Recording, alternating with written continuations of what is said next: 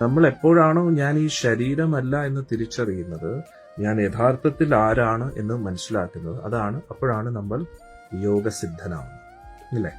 അപ്പം ഭഗവാൻ എങ്ങനെയാണ് യോഗിയാവുന്നത്? ഭഗവാൻ എപ്പോഴും ഭഗവാനാണെന്നുള്ള കാര്യം മറക്കുന്നില്ലല്ലോ. നമ്മൾ ഭഗവാന്റെ സേവകരാണ്. ഓക്കെ, അത് നമ്മൾ മറന്നിട്ട് നമ്മൾ സ്വയം ആസ്വദിക്കാൻ നടക്കുന്നു. അപ്പോൾ നമ്മൾ യഥാർത്ഥ ആത്മീയ അവബോധത്തിൽ നിന്നും പതനം സംഭവിച്ചു. പക്ഷെ ഭഗവാൻ ഒരിക്കലും ശരീരം എടുക്കേണ്ടി വരുന്നില്ല. കാരണം ഭഗവാന് കർമ്മബന്ധനങ്ങളില്ല. ഭഗവാൻ എപ്പോഴും മുക്താവസ്ഥയിലാണ്. നമ്മൾ കേൾക്കാറില്ലേ, ഞാനിപ്പോൾ എല്ലാം ചെയ്യുന്നു, പക്ഷെ ഒന്നിനോട് ഒരു ബന്ധമില്ലാത്തവൻ തന്നെയാണ് ഈ വിശ്വം മുഴുവൻ ചമച്ചതെന്ന് കേൾക്കുന്നില്ല.